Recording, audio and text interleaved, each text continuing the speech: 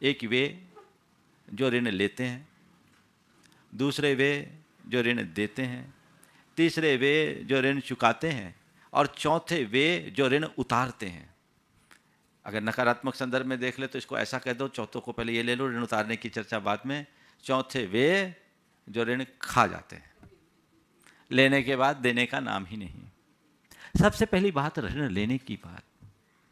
संत कहते हैं जीवन की कुछ ऐसी व्यवस्था बनाओ कि कभी तुम्हें किसी से कर्ज लेना ही न पड़े, ऋण लेना ही न पड़े। और यदि किसी परिस्थितिवश तुम्हें ऋण लेना पड़ा हो तो जब तक चुकाओ नहीं तब तक चैन से मत बैठो। हमारे यहां कहा गया कि कभी कर्ज मत लेना, ऋण मत लेना, क्योंकि ऋण को कभी कम मत समझना। जैसे एक नन्ही सी चिंगारी बढ़कर दावा नल बन जाती है, वैसे ही छोटा सा ऋण भी पूरे जीवन भर उसके बोझ से दबा देता है। तो पहली कोशिश करो कि कभी किसी से ऋण लेना ही ना पड़े, और लेना पड़ा है तो उसे जितनी जल्दी संभव हो चुकाने की कोशिश करो। आजकल लोगों में ऋण लेने की प्रवृत्ति बढ़ गई और एक परंपरा विकसित हो गई कर्जा लेके घी पीने की। लोग अनाप शनाप खर्चे करते हैं, लोगों की जीवन शैली एकदम अलग हो गई है। आय के साधन लोगों के पास कम और खर्चे जब अधिक होते हैं तब व्यक्ति के सामने अनेक तरीके से पैसा एकत्रित करने का सवाल खड़ा होता है, और उसमें फिर लोग एक दूसरे से पैसा उधार लेकर कर्जदार बन जाते हैं। और कई ऐसे भी कर्जदार होते हैं जो जीवन भर उस बोझ से दबे रहते हैं। ऋण लो कब लो? जब तुम्हारे ऊपर घोर विपत्ति हो, तभी ऋण लेना चाहिए। कई बार लोगों के जीवन में इस प्रकार की विपत्तियां आ जाती है, उस घड़ी में बीमारी हो, विपत्ति हो, अन्य कोई ऐसी समस्या हो, आपदा के रूप में आके खड़ी हुई है, अब मेरे पास कोई चारा नहीं है, तो भाई किसी के आगे जाकर के हमने कुछ ऋण लिया और ये तय किया कि जैसे ही मेरी स्थिति अनुकूल हो मैं चुका दूंगा। ये तो ठीक, लेकिन आजकल तो कर्जा लेकर के ही व्यापार किया जाता है। पहले ऋण देने की परंपरा को साहूकारी कहा जाता था, फाइनेंस का बिजनेस हो गया। अब सब कुछ लोन पर, लोन पर, लोन पर। आजकल तो सब कुछ लोन पर है। बच्चा पैदा करने के लिए भी लोन होता है। एक व्यक्ति से कहा, थोड़ा वो डायबिटिक था, बीमार था, तो डॉक्टर ने कहा भैया थोड़ा लोन पर टहला करो, लोन पर टहला करो। उसने कहा डॉक्टर साहब मेरा तो पूरा परिवार ही लोन पर चल रहा है ना। ये क्या है? हर व्यक्ति कर्जदार, कर्ज के साथ जन्मता है और कर्ज के साथ मरता है।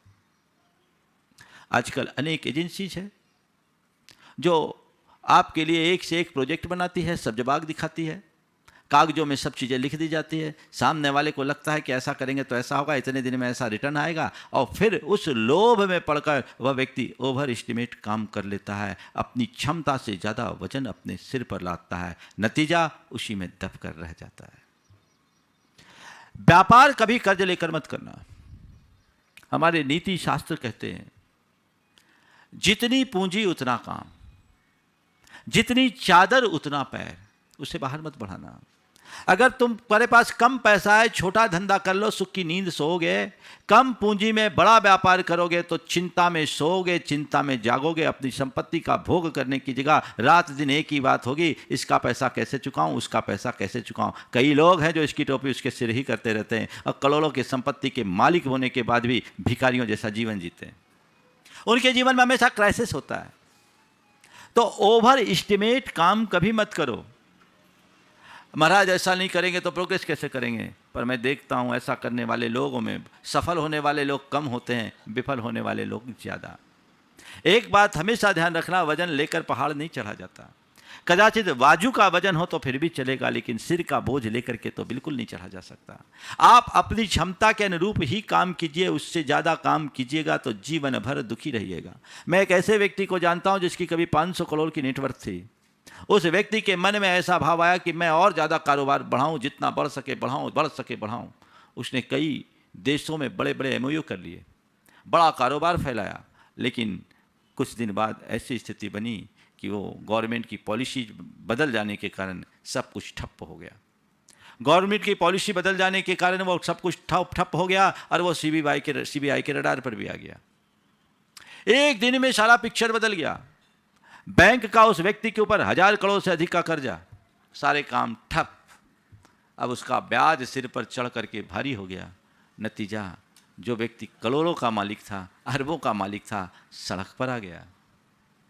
सारा व्यापार ठप, एनपीए होने से सब हाथ से चला गया, देखते ही देखते चला गया।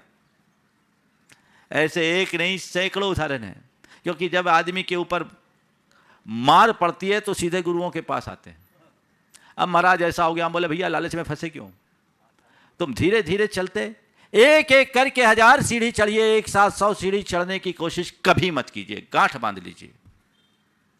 तो व्यापार के लिए कर्ज मत लो, कर्ज लेकर व्यापार मत करो, और उधार का धंधा मत करो। जीवन तब चलेगा। अगर सुखी रहना है तो ये रास्ता है। उधार लेके बेचो मत, और किसी को उधार में बेचो मत, तब आपका काम होगा। तो लोन, कर्ज लेना नहीं, पहला लेना है तभी लेना जब तुम्हारे पास कोई चारा नहीं, और कोशिश करो कि अगर मैं ऋण ले रहा हूं तो उतने एसेट्स मेरे पास है कि नहीं उसे चुकाने की, तय समय में चुका सकूंगा कि नहीं, तभी लेना। नहीं तो हाथ बांध करके बैठ जाना। एक व्यक्ति जिसके पास 10 चक्का के 40 गाड़ियां थी, सीमेंट का C&F था, बड़ा कारोबार था। अब उस आदमी के मन में धुन चढ़ी,